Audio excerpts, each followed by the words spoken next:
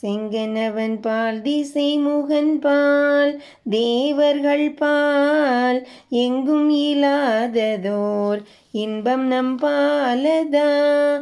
கொங்குன் கருங்குழலி நந்தம்மை கோதாட்டி இங்கு நம் இல்லங்கள் தோறும் எழுந்தருளி செங்கமல பொற்பாதம் தந்தருளும் சேவகனை அங்கன் அரசை அடியோங்கட்காரமுதை நங்கள் பெருமானை பாடி நலம் திகழ பங்கைய பூம்புணல் பாய்ந்தாடேலோர் எம்பாவாய்.